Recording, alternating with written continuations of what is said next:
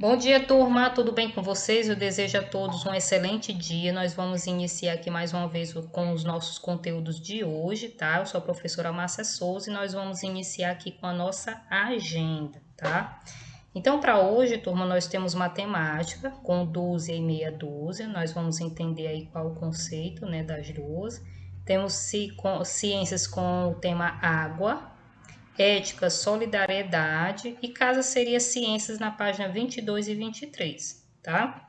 Então, peguem aí o livro de matemática, ciências e ética, que são os livros de hoje, tá? Nós vamos estar trabalhando, ok? Vamos iniciar aqui com matemática, tá? E vamos entender, turma, o que é dúzia e meia dúzia, tá? A dúzia, turma, como a imagem mostra bem, são 12 unidades, tá? Então, uma dúzia terá 12 elementos. Uma dúzia terá 12 unidades, como bem está representando aí na imagem, certo? Já meia dúzia são 6 unidades, ou seja, é a metade de 12, tá? A imagem também mostra bem isso, ok? Então, meia dúzia são 6 elementos, são 6 unidades, é a metade de 12, ok? Então, uma dúzia são 12 elementos, no caso aí são 12 unidades, como vocês estão visualizando, e meia dúzia é a metade de 12, então são 6 elementos, ok? A gente pode concluir então, tá? Que uma dúzia, percebam aí, ó, mais uma vez, coloquei outro exemplo aqui, tá? Uma dúzia são 12 unidades, tá? Temos aí uma caixa de ovos que tem 12 unidades, então nós temos uma dúzia, uma caixa de ovos com uma dúzia, e também temos uma caixa de ovos, tá? Com 6 unidades, ou seja, meia dúzia de ovos, ok? Então temos uma dúzia, 12 unidades, tá? E meia dúzia, 6 unidades, ok? Vamos só fixar aqui, ok? Então, uma dúzia é um conjunto de 12 objetos, ou seja, 12 elementos da mesma natureza, tá? Foi o que a gente viu aí anteriormente com a caixa de ovos. Meia dúzia é um conjunto composto por 6 elementos. É a metade de uma dúzia, que tem 12 unidades, tá? Que tem 12 elementos, ok? Então, meia dúzia, tá? Ou uma dúzia no início aqui é um conjunto de 12, tá? 12 objetos ou 12 elementos da mesma natureza e meia dúzia vai ser a metade. Então, terá 6 elementos. É o que mostra também esse outro exemplo aí embaixo, tá? Então, temos 12 picolés, ou seja, temos uma dúzia de picolés, tá? E logo do lado nós temos meia dúzia de picolés, ou seja, nós temos 6 picolés, ok? Certo? Deu para fixar bem agora o conceito dos dois? Ok, vamos seguir aqui. Então, vamos entender, se uma dúzia é 12, tá? Então, temos aí, bem no exemplo, tá? Uma dúzia é 12. Então, duas dúzias, que observem aí do lado, duas dúzias serão 24. Se uma tem 12, então duas são 12 mais 12. Então, nós teremos 24 elementos. 3 dúzias é composto por 36 unidades, 36 elementos, tá? Então, são 12 mais 12 mais 12, ok? 4 dúzias será 48, tá? Então, são 4 dúzias, tá? Então, se uma dúzia, lembrando, tem 12, então vai ser 12 mais 12 mais 12 mais 12. Então, nós teremos 48 unidades, ok? E meia dúzia, nós já sabemos que são 6 elementos, são 6 unidades, tá? Vamos observar logo aí embaixo nesse quadrado, tá? Nós temos 6 pães, então temos aí no caso, né? Há 6 pães, ou seja, meia dúzia de pães, tá? Logo do lado nós temos 12 pães, ou seja, há 12 pães, ou uma dúzia de pães, ok? Então, é um exemplo aí, tá? Que eu trago para vocês entenderem bem, fixar aí esse conteúdo de uma dúzia e meia dúzia, tá? Então, aqui a gente vai finalizar o que é que vocês vão fazer, tá? De acordo com essas informações aqui dadas, ok? Vocês vão estar realizando as páginas, tá? do livro de matemática de vocês, que só vai tratar somente de dúzia e meia dúzia, tá? É tudo que a gente acabou de ver aqui. Então, todas essas informações vocês também vão encontrar lá no livro de vocês. Vocês vão fazer a leitura lá de pequenos textos, tá? Vão ler cada uma das questões, ok? E responder de acordo aqui com essas informações, tá? Tá bem fácil as questões, ok? A gente vai iniciar aqui com ciências, tá? O nosso tema hoje é a água, tá? Então, nessa página aí 18, vocês têm esse texto em que vocês vão fazer a leitura, tá? Então, eu trago aqui algumas informações, ok? Então, a Terra, como nós já sabemos, é quase totalmente coberta por água. A gente já viu isso aí até em outras disciplinas, tá? E essa camada de água que envolve a Terra, ela é chamada de hidrosfera, tá? Ela é formada pelos rios, mares, oceanos, lagos, cachoeiras, geleiras, represas, entre outros lugares, né, que compõem essa água, tá? E a água, turma, ela é presente na nossa vida diariamente. Nós, seres vivos, somos compostos, né, constituídos por água, tá? Então, a água para beber, água para tomar banho, água para lavar. Então, a água está presente em nossas vidas em vários momentos, tá? E assim como o ar, tá? A água limpa, ela é incolor, insípida e inodora também, como a gente viu lá no outro conteúdo relacionado ao ar, tá? A água também, a água limpa, tá? Ela é incolor, insípida e inodora, ou seja, não tem cor, não tem cheiro e não tem sabor, ok? Então, nós vimos também, tá?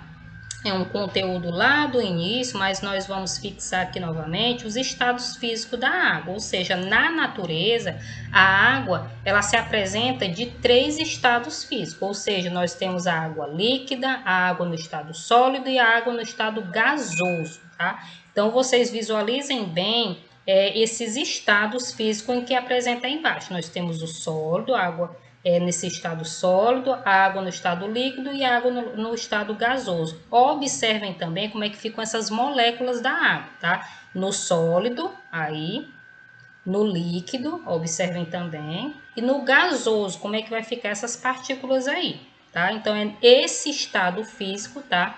Líquido, sólido, gasoso, em que a água se apresenta na natureza, tá? E as mudanças, tá? Desse estado físico que nós vimos agora, ela ocorre, né, de acordo com a variação da temperatura, ou seja, vai de acordo com que ela se encontre, com a temperatura que ela está, ela vai também sofrer essas mudanças, tá? Nesse estado. Ou seja, do sólido para o líquido, nós vamos ter a fusão. Observem bem essa imagem, ó. Do estado sólido para o líquido, nós temos a fusão, certo? E do estado líquido para o sólido, tá? Observem as setinhas. Do estado líquido para o sólido, nós vamos ter a solidificação, ou seja, ela passa do líquido para o sólido, ok? Do líquido para o gasoso, observem também as setinhas, nós vamos ter a vaporização. Tá? Então, é do líquido que passa para o gasoso, para o estado gasoso, ok? E do estado gasoso para o líquido, nós temos a liquefação, ou seja, quando vai condensar, é a condensação, ok? Vamos só observar aqui uma outra imagem, tá? Observem bem, temos aí uma geleira, tá? Crianças aí numa piscina com água aí. E nós temos aí a chaleira, né? Fumaçando aí, né? Evaporando a água, tá? Então, aí nós temos aqui a primeira imagem no estado sólido. E desse estado sólido para o líquido, onde estão as crianças, nós temos a fusão, tá? É o mesmo esquema de lá, mas aqui eu trouxe elementos para que vocês possam observar bem, ok?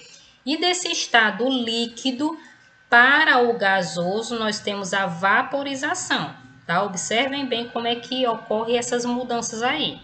Do estado gasoso para o líquido, nós temos a condensação, tá? Desse estado gasoso para o líquido, condensação. E do líquido para o sólido, nós temos a solidificação, tá? Então, percebam que é de acordo com a temperatura que vai ocorrer essas mudanças do estado físico da água, tá? É bem prático, bem simples de entender, ok? E o ciclo da água, tá? Depois de entendermos, né, compreender aqui essa questão da mudança, né, o fato de ocorrer essas mudanças, por quê? Por causa da temperatura. A temperatura, ela contribui demais para que ocorra, tá, essas mudanças no estado físico da água, tá? E o livro de vocês vai trazer também o ciclo da água. E o que é esse ciclo da água, tá? Resumidamente, turma, o ciclo da água ele vai envolver a evaporação da água de rios, lagos, mares, tá?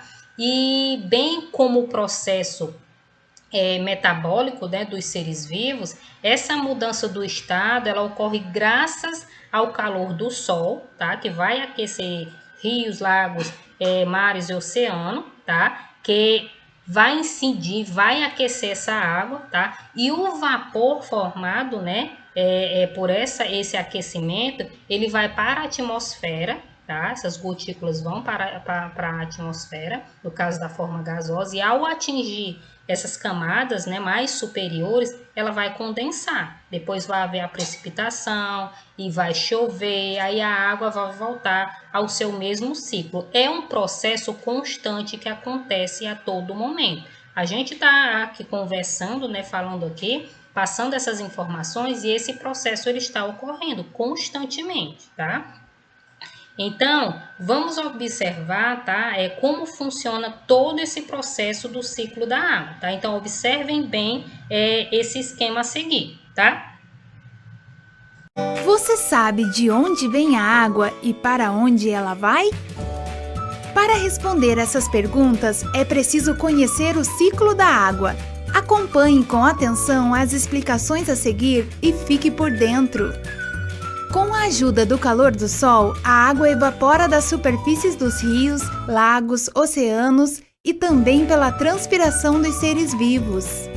O vapor de água que vem da evaporação dos rios, lagos e oceanos e também da transpiração das plantas sobe pela atmosfera atingindo alturas onde a temperatura é menor, formando assim as nuvens cheias de gotículas de água. Esse processo é chamado de condensação. As correntes de ar movem as nuvens por todo o planeta. Quando essas nuvens ficam sobrecarregadas, ou seja, com muitas gotículas de água, acontecem as chuvas, ou seja, a precipitação. Em climas muito frios, a precipitação cai como neve e gelo, formando as geleiras. A neve pode derreter e escoar na superfície, chegando até os rios e oceanos. Parte do gelo se transforma diretamente em vapor d'água. Já nos lugares que não são tão frios, parte da água que cai da chuva volta diretamente para os oceanos, rios e lagos. Outra parte entra no solo como infiltração, podendo recarregar os aquíferos. Nos aquíferos, a água pode fluir para a superfície, formando nascentes. Ou pode ficar em regiões bem profundas por bastante tempo e depois voltar para os oceanos, onde evapora mais uma vez. Como podemos ver, o ciclo da água é um processo sem fim.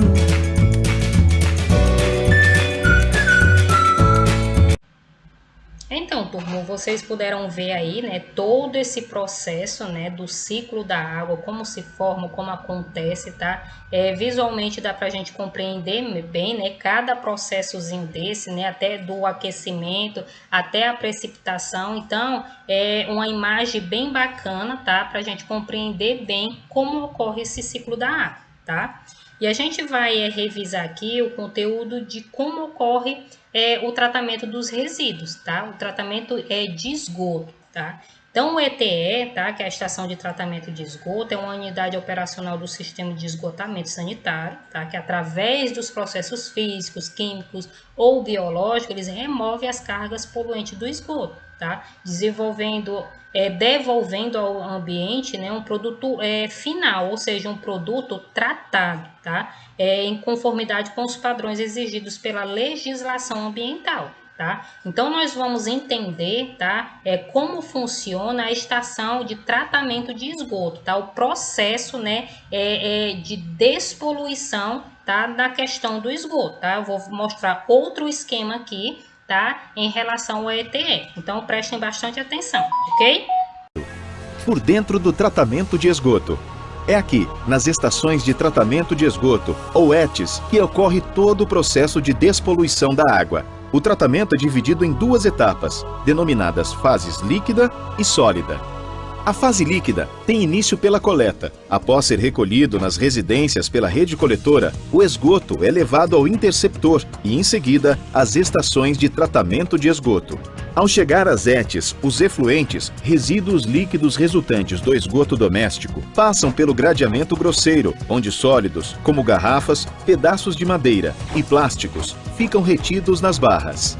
Em seguida, o esgoto passa pela estação elevatória de esgoto bruto. Esse equipamento, dotado de bombas hidráulicas, leva o esgoto para um nível superior, onde temos o gradeamento fino e os desarenadores. No gradeamento fino, ficam retidos nas barras materiais como papéis, papelões e tecidos. Ao chegar ao tanque de areia, o esgoto passa pelo processo de sedimentação. Os grãos de areia, mais densos, vão para o fundo.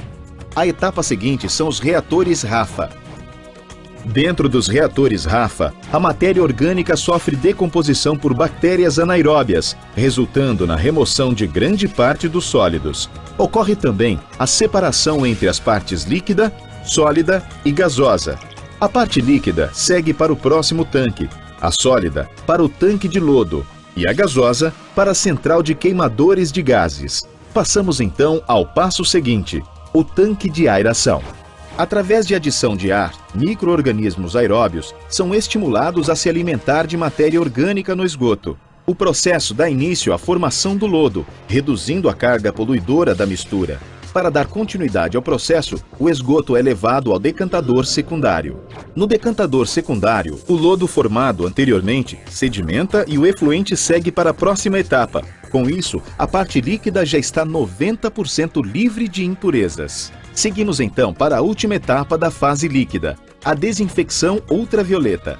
Neste ponto, o efluente é exposto a raios ultravioleta. Ao entrar em contato com a luz germicida, as bactérias presentes no esgoto têm seu DNA alterado. O objetivo é deixá-las estéreis e, portanto, inofensivas. Terminada essa etapa, o efluente já está limpo e pode ser lançado em rios e córregos. Agora que já conhecemos a etapa líquida do tratamento, vamos descobrir o que ocorre na fase sólida. Após passarem pelo tanque de lodo, os efluentes são levados até os adensadores na casa de desidratação. Aqui, em um processo semelhante à decantação, parte da água do lodo é removida. Passa-se então à etapa seguinte, o processo de secagem. Na casa de desidratação, o lodo passa por um novo processo de secagem. O objetivo é reduzir o teor de líquidos na mistura, facilitando o transporte ao aterro.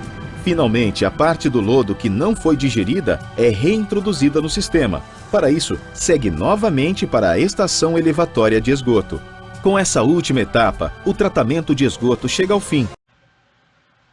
Então, turma, aí vocês puderam compreender melhor, né, como funciona todo esse tratamento dos resíduos, tá? Então, os ETIs, né, que são essas unidades operacional do Sistema de Esgotamento Sanitário, é dessa forma que vocês visualizaram aí no esquema que ocorre todo esse processo, tá? Então, vocês vejam também que ele está enquadrado, né, nos padrões exigidos pela legislação ambiental, tá? Então, o esquema ele mostra bem como tudo isso funciona, tá? Então, acredito que vocês tenham absorvido o máximo de informação ao visualizar todo o processo. Aqui a gente vai iniciar com as nossas orientações de ética, tá? Então, lá na página 17, vocês têm o conceito de solidariedade. Então, nosso tema é solidariedade, tá? Vocês têm um texto aí no qual vocês vão fazer a leitura, uma história lindíssima. Então, leiam atentamente essa história, tá? Ela vai exemplificar bem, tá, esse conceito de solidariedade, tá? E tia, o que é solidariedade? A solidariedade, turma, é a ação de ser bondoso com o próximo, tá? Assumir uma função de colaborador, de ajudar, tá? Ser solidário consiste em ajudar esse próximo, esse outro, tá? Com boas intenções e generosidade, tá? Dessa forma, tá? A solidariedade ela é legítima e sem qualquer tipo de discriminação, tá? Não pode haver discriminação nenhuma. São pessoas que se reúnem em prol de algo ou alguém individualmente está ali na ação de fazer algo, né? A outra pessoa, tá? Um ato positivo, um ato de bondade, um ato de solidariedade, tá? Então, eu trago aqui para vocês também alguns exemplos de solidariedade, tá? Que é ouvir alguém quando essa pessoa precisa, está necessitando falar, procurar ajudar as pessoas de forma geral quando esse próximo precisa realmente dessa ajuda, né? Seja doar algo que esteja na sua casa parado, tá? Que não esteja precisando mais, como também o ato de doar sangue é um ato solidário. Ajudar pessoas com algum tipo de deficiência também é uma outra atitude solidária, tá? Uma atitude positiva. Então, são inúmeras as atitudes que a gente pode ter para ajudar alguém, que a gente pode, né, conciliar e ajudar alguém. E tudo isso reunido muda a forma como vivemos em sociedade. Então, esse ato solidário, ser solidário é algo positivo, tá? Então, cabe a nós a ter essas atitudes. Lembra quando eu falei da palavra respeito, o conceito de respeito, que se fala muito em respeito, mas praticar o respeito ainda é uma balança assim desequilibrada. Então, da mesma forma é solidariedade, turma. Não é só falar sobre a solidariedade, não é só entender o conceito de solidariedade, mas também praticar a solidariedade, tá? Então, vocês vão fazer lá a leitura da página 17. Mais uma vez eu digo, uma história lindíssima que exemplifica bem o ser solidário, o ato de solidariedade, o conceito de solidariedade, tá? E vocês na sequência vão resolver as questões da página 18 e 19. 18 vai tratar desse texto em que vocês vão fazer a leitura e as outras questões de atitudes solidárias, tá? Então, ser solidário, turma, é ter ações de bondade, é ser positivo, é ajudar, é colaborar em sociedade para as pessoas que estão necessitando, ok? Então, eu desejo a todos uma excelente atividade, tá? Qualquer dúvida que ainda surgir, vocês podem estar me enviando uma mensagem e até a próxima aula. Tchau, turma!